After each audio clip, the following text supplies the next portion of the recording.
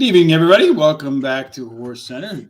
As usual, joined by Swiss Army Sean and by audio this evening, we have trainer Megan Fadlovich. Megan, how are you this evening, besides maybe a little sleepy? I'm well. How are you guys doing? We're doing good, thank you. So you grew up not too far. Well, from what I read, you were born in Minnesota. Sorry about that. You grew up in, then you moved to Illinois, a little bit north of where I am in Chicago, in Gurnee, Illinois, home of Great America and the shopping mall up there. Again, sorry about that, but tell us a little bit about how you went to, well, I didn't know there was horse farms up in Gurnee. Tell us a little bit about how you got into horse racing as a young lady. I started out with the hunter jumpers and then moved into 3-day eventing. And then when I was a senior in high school, I moved down to Arizona to live with my mother. And that is where I got into horse racing. I was working with polo ponies and a polo groom down there, at which a lot of retired riders would come out and play polo. And I was small and I'd get on anything with 4 legs and fur. So they were like, you should be a jockey. And long story short, that's where I ended up. So you say you did hunters and jumpers. I mean, like fox hunts and like the horses that jump over the hurdles, that sort of thing? No, the fancy shows where you jump over the fences and the flower boxes and stuff that when you hit it, it falls down. So but then moved later into 3-day eventing, which is 3 phases: dressage, stadium jumping, and then cross country jumping, which is logs and ditches and all that fun stuff. And then off to polo. So how did all three of those have to be very different experiences from thoroughbred racing, but how did all that lead you into, hey, you know what, maybe I can ride these things at 400 miles an hour for a living? I really didn't want to go fast in the beginning. I thought that a gallop job was great. I could put myself through college. And then they let me work one and it was all over.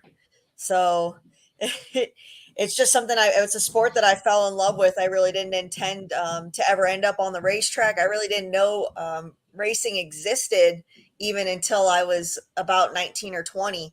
So I guess in the grand scheme of things, I'm pretty new to the sport. Mm-hmm. So from what I read, your horse racing journey like completely crisscrosses the United States. So you start off in Gurnee, you end up down in Arizona. The first time you went to a horse race was in Santa Clara, California. So take us through how you go from Arizona, from Chicago, the suburbs of Chicago, to California to your first horse race. Well, my first horse race was definitely in Arizona. I did end up riding at the Northern California fairs. I just kind of, if I got an opportunity to go somewhere, I would take it. Agents would call, or I'd have a trainer that said, you should try this place. It really was not the best thing for my career to be jumping around so much, but I really enjoyed traveling. I knew that I could make a living wherever I went by just getting on horses. I was never afraid of, uh, you know, going back to the roots. I mean, at one point I was walking hots, down at Turfway while I was riding. And, even when I was riding races, I would have gallop jobs. So I really kind of used it just to travel, probably more, more than I made a career, intended to make a career out of it. And it did turn into my career. And it took me a lot of places. Maybe I misspoke or misread, but what I meant is the first time you actually witnessed, not necessarily rode in a thoroughbred race was in California. Maybe I got that wrong somewhere. I also read that your first race was in like a little off track, a fair track in Utah. Do you remember that? Oh yeah, I remember that distinctly. Yeah, that was it was actually in Beaver, Utah. Um, it's an unrecognized track. It was a blast. I mean, a couple of my buddies suggested that I go and get, a race under my belt before I actually, rode a parimutuel race. So I loaded up with them and I rode 2 races that day and didn't do very good at all. And it was it was a total experience, but something I'll never forget. I don't regret it. I loved it. And I don't really know if they still even run those fairs anymore, but it was really fun back then. Hmm. Megan, what do you think your strength as a trainer is? My strength as a trainer, I spend a lot of time in my barn. I'm very hands-on. There's 8 horses right now. It's me and one other person. We groom, we gallop, do everything with the horses. So I'd say, and galloping is a huge advantage. My strength would probably be able to figure out a horse, just what they like, as far as their quirks, uh, be it in a race, or just like galloping in the morning. I can usually figure out if a horse doesn't like horses next to it, or if, certain things bother them, high-headed horses, physical problems, things like that. So maybe really honing in on the horses as individuals. And looking at your stats, you've won 3 out of your last 5 and 5 out of your last 10. Why do you think your barn's so hot right now? We had the conditions are there, claiming for the conditions. I took that one mare for 20 with the intent of running her in the allowances here.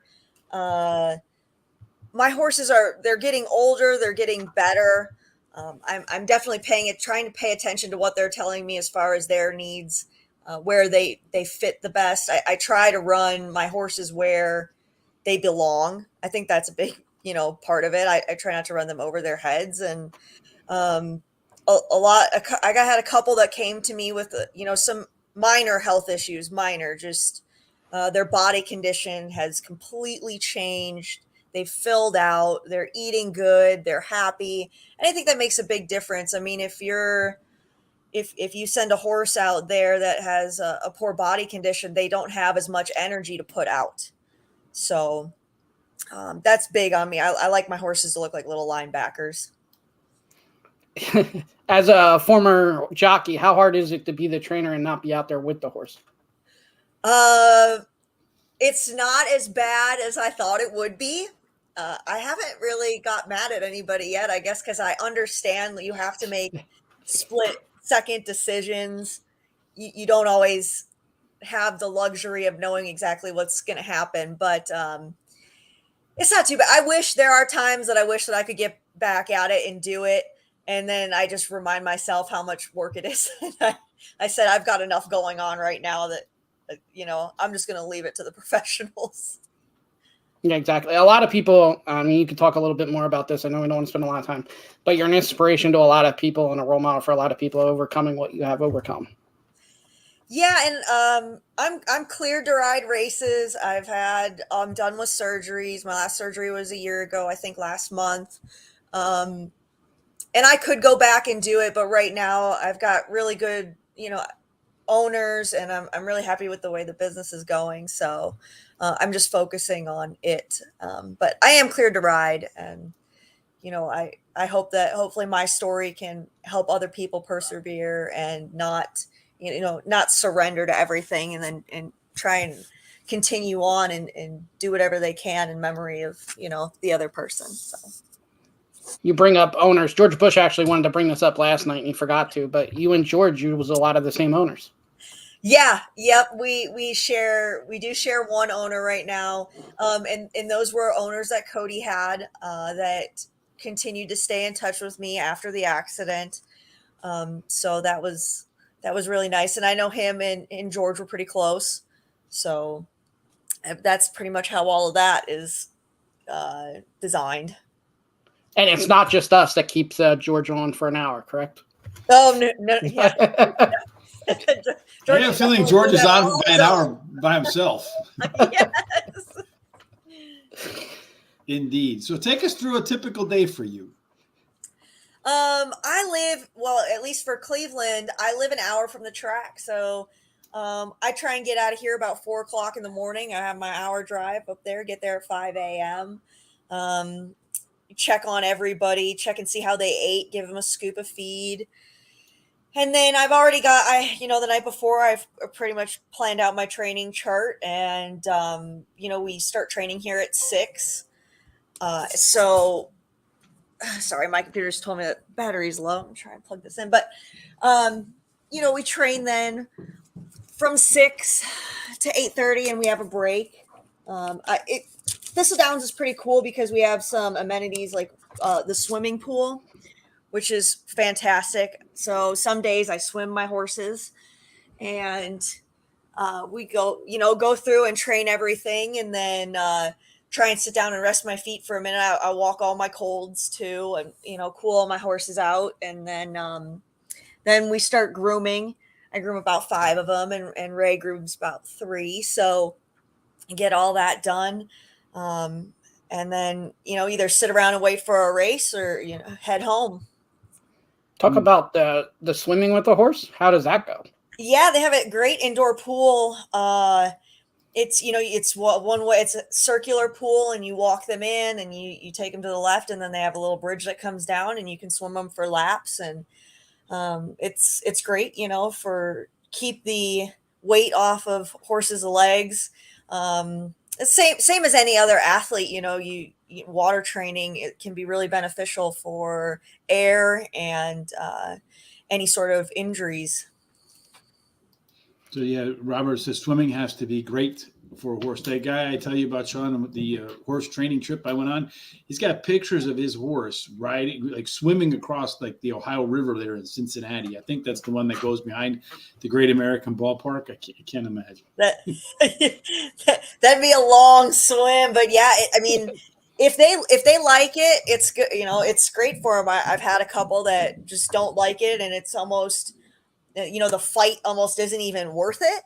But, I've got one, mare that she literally, once I take her out of cross ties and have the pole on her, she walks me to the pool.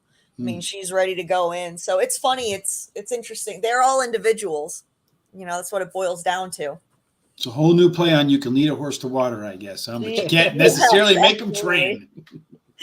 Or her train, for sure. So as far as right now, you said you have 8 horses. Any plans on, or, what are your plans, or how do you plan on growing your barn? I've been thinking about that a lot. Right now at Cleveland, they are so full. I mean, there's not a single empty in our barn. So I'm limited to the 8 stalls that I have. And then I have I utilize a farm a couple hours away that my friend has to, rotate horses. Some of them need a break, or I can tell they're getting sour, things like that, injuries, whatever. I'll take them out there. As far as building goes, I've got some clients wanting to claim, so I'm looking to claim a couple more horses, but I try and be pretty selective and as smart as I can be on claims, to not get, buried, always have an out and all that stuff. So I think that's beneficial to the owners that want to work with me. And then the ones that I've got, I as far as JD Farms and the owner that I share with, George, it's, you just kind of remind them that you're there, and that if that I can help, if there's a horse that isn't running very well at another track, that they can always send it up here to me. So with the 8 stalls right now, it is a little limiting, and I just kind of have to deal with it for the moment. And I am very grateful to have the 8 stalls that I have. I know I'm probably one of 5 new trainers at Thistle Downs this year that got stalls, period. So I'm just happy for what I have right now. Our friend Tom says, and I'm going to add on to this question. He says, what level are you claiming at? And also like to ask you, what traits do you look for in a horse when you're thinking about claiming? As far as levels, I've claimed, my first claim was 10, the second was 15, and the third was 20. I like to see that they've been running against, what have they been running against? Have they been running against quality horses and getting beat? Or are they just running against their own kind? I like conditions. lifetime conditions are great, maidens and everything. I watch their replays. I'm pretty good at that, and I like to see if there's anything that maybe I think I could improve on based on their running style. I am a fan of mares. That's just the polo background in me. Um, and so I think that the biggest thing is the company they're running against, and what I can figure out from replays on if I think that it's something that I can work on and improve. What are some of the things when you're looking at a horse running that you can say, like, is there like maybe a hitch in their step, or maybe how they change their leads? What do you look at and say, you know what, I think I can correct that? What are some of your favorite correctable things? Well, like for Dunvegan Doll, that mare that I claimed for 20 who just won here, she was going with a really high headset. Really broke her maiden by like, I think like 8 or 10. Her ears were pricked. She didn't seem very focused. All that stuff to me seemed pretty behavioral. Things that, maybe I could.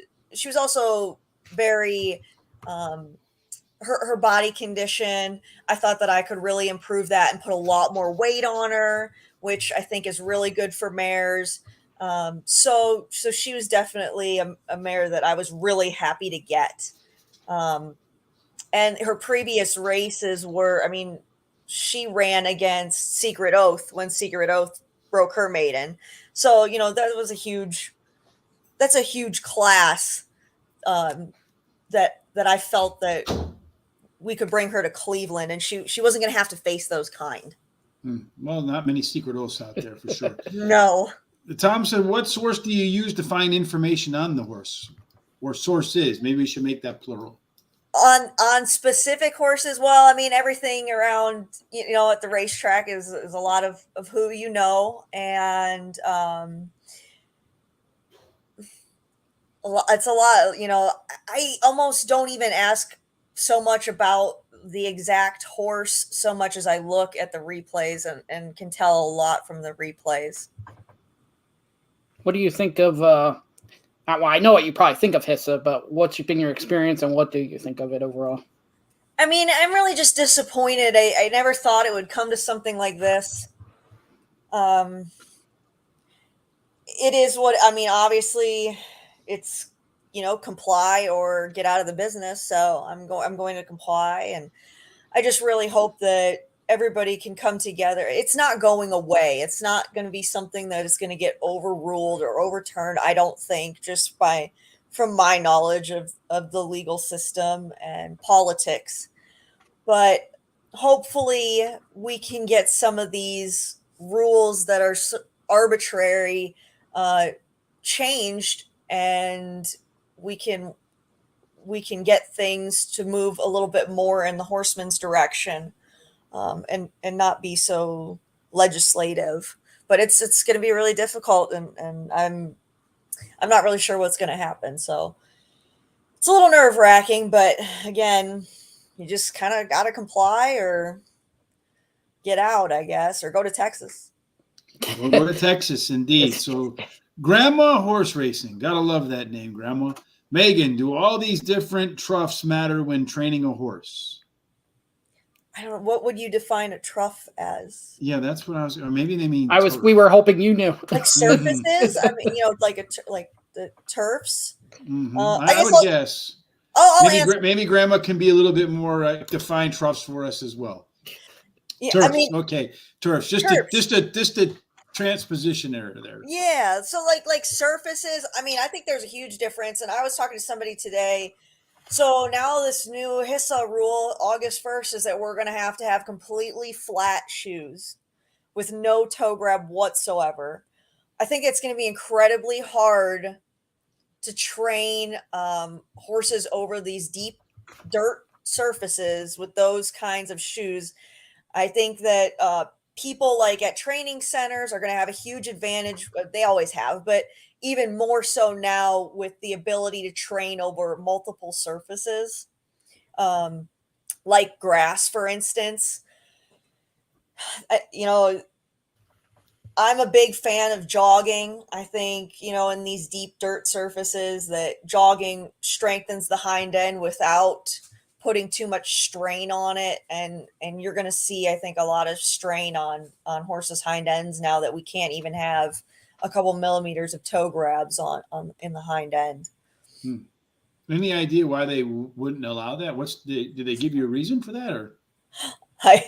No, there's no reasoning behind anything that they implemented, to my understanding. And to my knowledge, they tried the whole no toe grab thing in Kentucky for about 2 months, and there was so many adverse reactions and breakdowns that they had to reverse the that. But I don't think it's going to matter so much for people that are running on Tapeta and Poly. I mean, you really don't want a toe grab on those kind of tracks, but for people that are on dirt, I think it's going to be a huge disadvantage to the horses.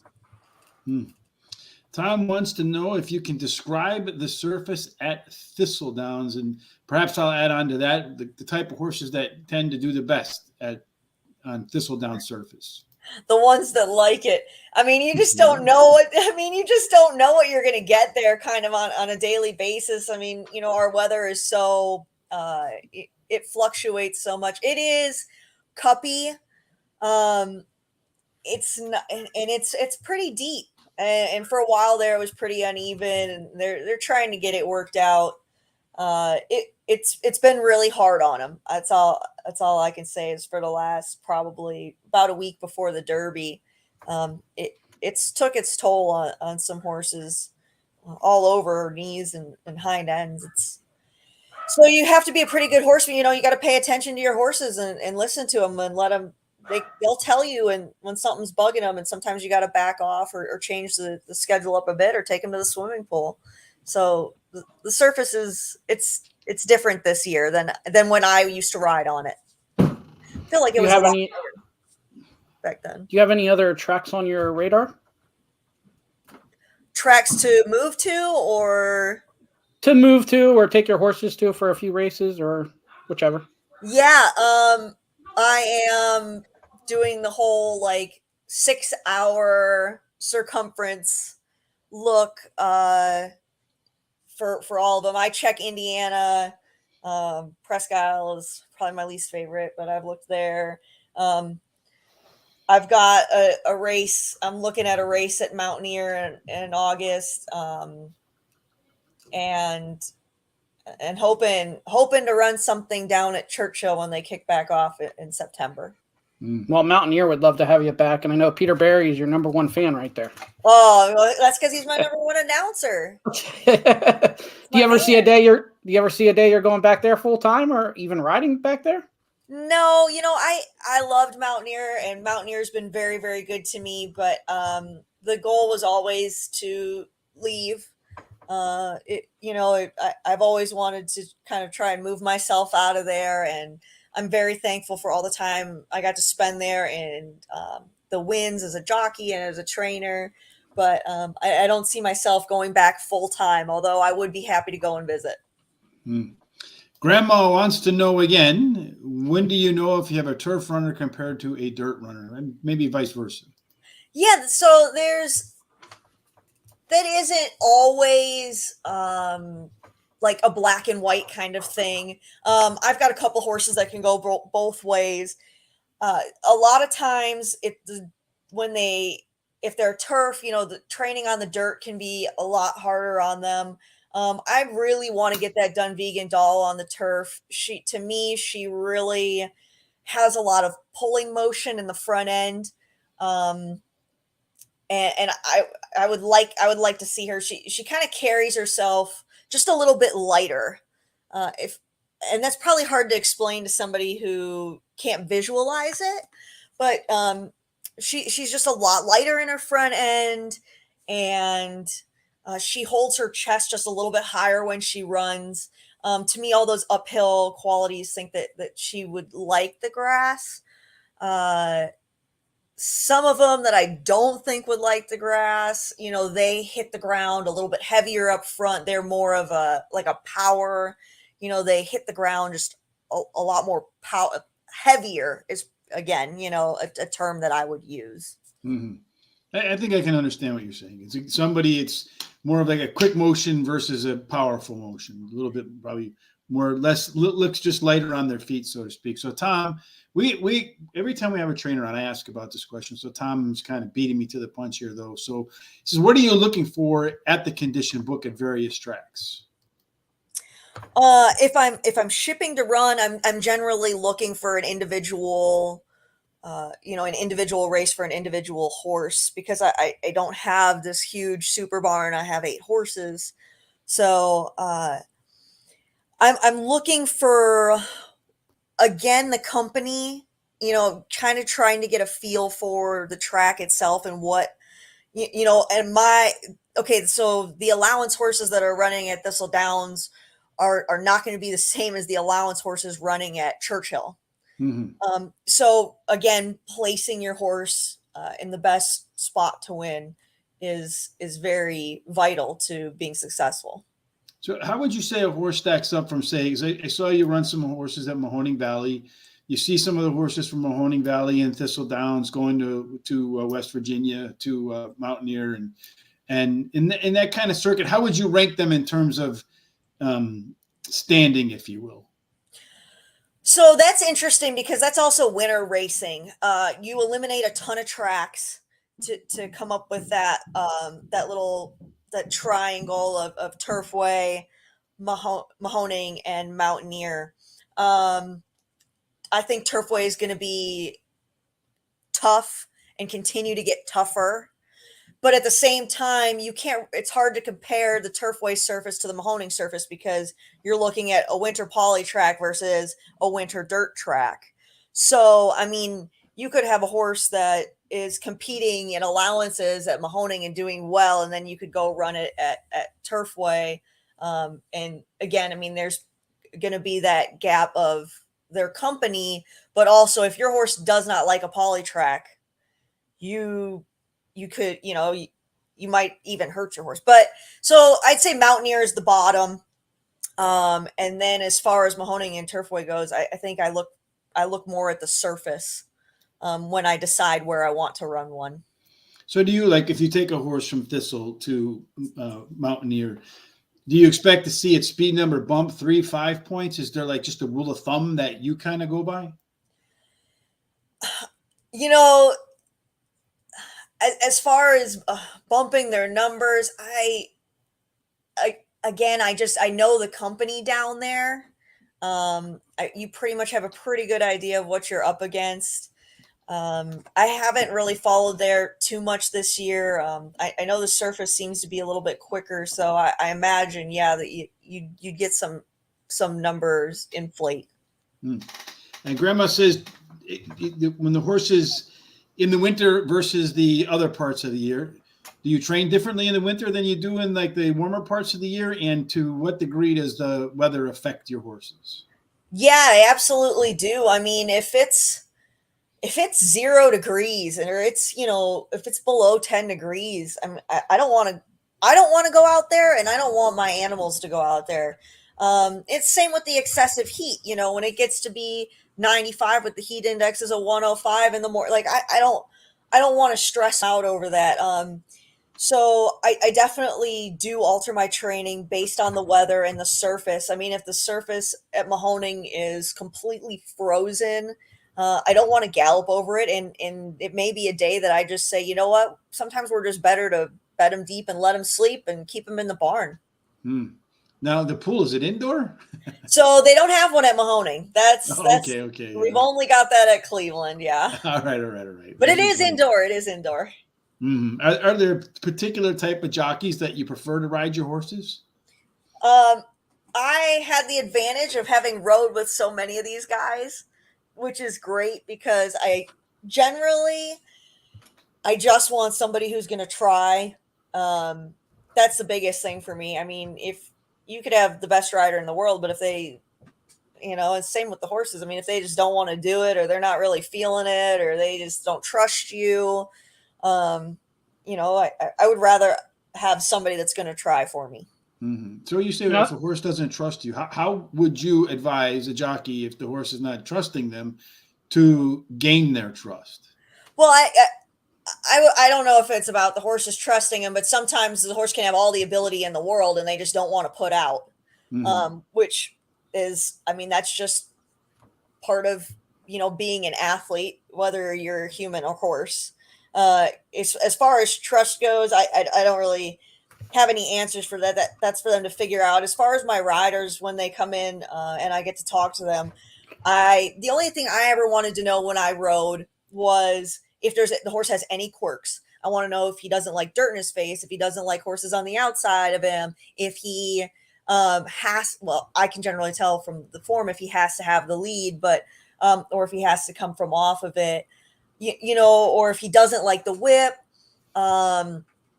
Any little quirk that they had, that's all I really wanted to know, and that's all I tell my riders, because as far as the race goes, that's their job to know what's where everybody else should be, where they should be. I thought it was, people would give me these instructions like, oh, I want you to sit 2 off of the lead. Okay, that's great, but if the lead ends up going in 51, you still want me to be 2 lengths off of it? I mean, I should really be like a length in front of this guy. So the jocks, they should know what they're doing, and the ones that I ride, I generally try and make sure I pick people that know what's going on. You said about a jockey trying. That comes up a lot, and I always diffuse that because jockeys get paid by how they finish. So why would a jockey not give as much effort as the next jockey? Jocks are athletes. I mean, it might not even be intentional. Sometimes there's things that are going on at home and they're just not focused, or maybe somebody, went and got in their ear in the room about, hey man, I heard this horse is sore, and then that kind of makes them a little bit off-putting. Or, I mean, I'm not saying that it's intentional all the time. I don't think that any jock goes out there with the intention of stiffing a horse. That's not what I'm saying. I just think that, sometimes depending on what time of the day it is or what's going on in their life, that they may not give 100%. I have a new betting strategy now, thanks to you. I'm going to go out, and if the horses are coming out, I'm going to tell every jockey that's not on the horse I'm on, hey man, I heard your horse is sore. Oh gosh, yeah. That could get really interesting. Sure. Hopefully the trainer's not standing behind you when you say it. But, it's got a little gimp in that back left leg there. You better get off and check. Gosh. That would be funny. That's something I would do too. One last question from Grandma. She says, your transition from jockey to training, how was it? I really enjoyed it. I really enjoyed this part of my career. I did want a break, when Cody and I went down to Florida, that was the plan. I needed a break from riding. I was getting so beat up. And again, there's another thing, like if you're constantly getting beat up, it's hard to have confidence. So I wanted a break. I wanted to, refresh, reboot, and try this training deal and see if I would be any good at it. So I was very welcoming to the transition. I wanted it, and I applied myself to it. I applied myself to it very hard, and I still do every day. Well, we appreciate your time. I know Sean said we had 30 minutes. Like always, we ran over. So I apologize for going overtime today. It's been an absolute pleasure. I really appreciate you guys. This has been a great experience. It's so nice talking to you. Thank you so much for having me. And hopefully we can do this again in the future. Absolutely, 100% for sure. We look forward to it. And the grandma says thanks. And as does Robert, says, looks like you adjusted well. So we appreciate your time and hope that you have nothing but success in all your horses, Sean. End up in the winner circle. Absolutely. Have a good night. Thanks. Thank you. You have a great night too. Thanks, Megan. Bye-bye. All right, Sean. So I know I sent a link off to Erica, but she hasn't popped in yet. But there are maybe some things that might prevent her from showing up today. We'll see. So you put a nice little thing out there on Facebook and Twitter today. You want to talk about that? The horse being DQ'd because it got Beulah Park. 11 Yep, that's what I times? was going to go to. So, George Bush and Vernon Bush's horse was what, race 8 or 7? We'll talk about that first. The horse took the lead coming around the last part of the stretch, and then got blown away by the favorite, but did hold on for second. So it was a nice run for that horse. And amazingly, that horse was 6-1. I paid $10 to place. Kind of be mad if I had that horse to win. You're getting $14, and here it pays $10 to place with the favorite winning. So I found that was odd. But George told me, and then I looked into it. Race 4, the horse finished second, but he was whipped 11 times. So I didn't think this affected the better. Did you? Well, did then you I know tell it you affected? that I honestly no, but I felt like in the end of the day, we wouldn't be spared the rod of the of bureaucracy. Before I get the hate mail too, I said Beulah Park. It's Belterra Park. Yeah, no one's going to So hate yeah, mail, I'm so trying to everybody bring loves Beulah. But yeah, if you had the exacta 1-4, it was taken down and placed last because of the jockey. And that was whipping race the 4, horse we away. said, right? Yeah, race 4. So it was number 4, Perkio. That race, number 1A, was Sonny Leone and Eric Reed. Stylish Ash won. So you should have had the 1-4 exacta. Instead, it came out to the 1-5 exacta, and the 4 went all the way to last.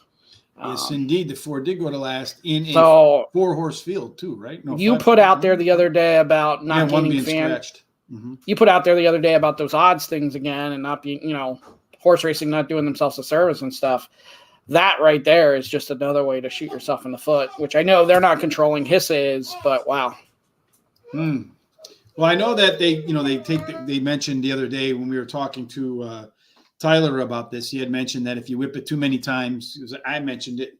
I asked if jockeys were going to be making that calculation in their head, fine or get to the finish line, and he had mentioned that if you go over 10 or more, you get disqualified and you lose 100% of the purse. So at 11, so he was one too many. Well, two too many, huh? I guess so, yeah. And that's funny because Tom says River Downs. DRF shows it as Belterra Park, but I did see on TVG. That probably used to be the name, maybe. Yeah, but then TVG I saw earlier, it said RD for River Downs. So I don't know. Well, it's Belterra, right? But anyway, the horse did get disqualified all the way to last place. And yeah, that's an interesting one, Sean. I don't think that the bettor should be punished. You know what I'm saying? I feel like you're really going to make people mad. Yeah, and I didn't want to put it out there that that's the first I'm hearing of it since this took over, but I feel like that's the first one. But I can't 100% back it. But that's the first I've heard that this actually happened. I did see somebody commenting on it about this happening in Delaware last week. They took a horse down after the fact, so it didn't affect the bettors. It affected obviously the owner, trainer, and jockey. Uh-huh. You can argue all you want if the jockey hitting the horse should affect the owner or trainer, but it definitely shouldn't affect the bettor. I agree. It should not affect the bettor at all, Sean. It's one of those things that it should be.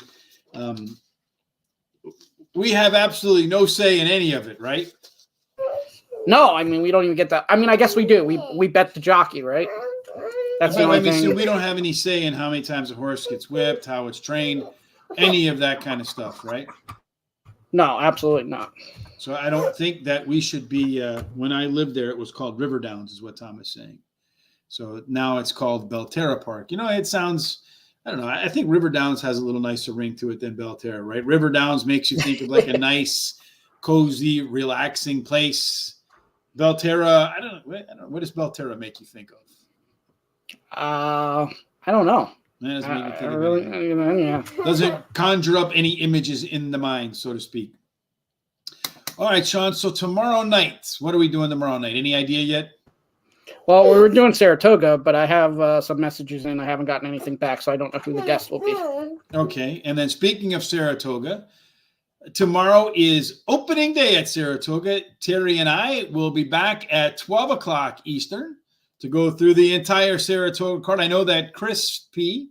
and Eddie C., they put up a little bit of a preview of the 2 stakes races tomorrow. You'll find that right here on Horse Racing Radar TV. It's a little impromptu meeting.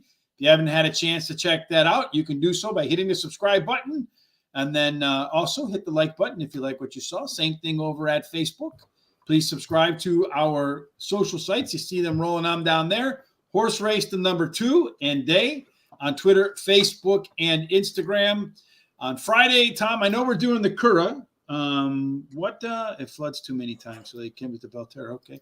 I know, Tom, I know we're doing the Cura on Friday for Foreign Fridays. What else are we doing? Maybe you can pop that in there in the screen real quick. And then, and any other final thoughts, Sean? Well, I can give you a schedule for next week. We got Monday, we got jockey Cage Holmes. Tuesday, we got trainer Keith Austin. And then Wednesday, we got retired Hall of Fame jockey Jose Santos. Retired Hall of Fame jockey Jose Santos. All right, so earlier in the day, we had our friend, the picks from the professor, took the under in the Baltimore-Chicago Cubs game. They're going to have to slow down the runs a little bit because it was 8 was the number. Right now, they're at 4. Baltimore beating the Cubs 4-0. I think just bet against the Cubs and you'll probably make you know what was interesting there is Baltimore was plus, and they've won, 8-9 games in a row at this point. And the Cubs stink, yeah. so. Yeah, sure. I saw that earlier. I found that odd. So the Diana Stakes at Saratoga, that was the other one. Yes, so we're going to do the Cura and the Diana Stakes at Saratoga on Saturday, so that should be fun. So make sure you tune in for that. That is at 1 o'clock Eastern. Terry and I will be back tomorrow at noon to cover the full card, according hot dog pick 4s, our prime rib pick 4s, best bets, long shots for opening day at Saratoga. I'm looking forward to Saratoga and to the Saratoga and Del Mar. There's a contest out there too. I'll post it. I think you got to have your picking by tomorrow. I'll send you a link to it, Sean. Terry sent it to me, where if you're interested in maybe owning a horse that's trained by Christophe Clement, you can enter this contest for West Point. West Point ownership. Are you familiar with that, Sean? I'm not familiar to it, but I was copied on that email, so I did see it. All right. So if you can throw that out on our social sites, so anybody who's interested in that, and I also know that if you're doing the national handicapping contest, come Saturday starts that beat bike contest as well. And there was some news out today. We were going to talk about this yesterday, but unfortunately, unfortunately, we went for an hour with George. But there's also a $1 million bonus tossed, and I guess if you win both, you get an extra $1 million. Wow. Yeah, so that was just announced. I think today it was announced, so we couldn't talk about it yesterday. All right, Sean, that wraps us up for Wednesday. We'll be back tomorrow to talk about something regarding Saratoga. Not quite sure who our guest is, but Sean's got plenty of irons in the fire. He'll pull one of them out with a great guest. That's at 9:30. To make sure you don't miss it again, please subscribe, YouTube, social sites. Give us a thumbs up. Any final thoughts, Sean, before we let you get pulled aside by somebody who wants your attention? Yeah, not feeling too well. I'm a little cranky today.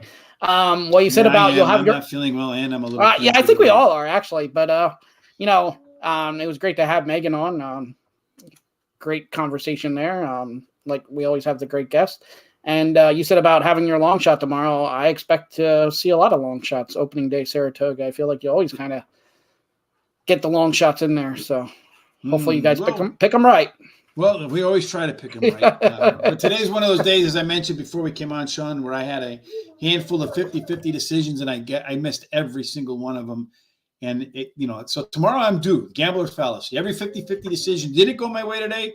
That means they're all going to go my way tomorrow, and hopefully your way too. Don't you feel like if you had somebody over you, or maybe if you text me and say, hey, look, I'm going to 50-50, I'm going to take the 8. So you know darn well the 12 is going to win, and then I'm going to lay the money on the 12, and then we can split the winnings that way. I should text you from now on when I'm 50-50 so that you can have a guaranteed winner. One of us will be happy at the other's expense. I'll do it the other way, too. So you can pick, all my devastating losses are going to be your winners and the other way around. So we'll help each other win. That's the name of the game. That's what we're trying to do here. Well, that takes us to wire on Wednesday. The Triple W's. Again, we'll be back tomorrow. We hope no matter what you do the rest of this evening, till we meet again tomorrow to go over the Saratoga card, we hope that everything that you do ends up in the winner circle. Absolutely. Thank you for joining us. Have a fantastic Wednesday night.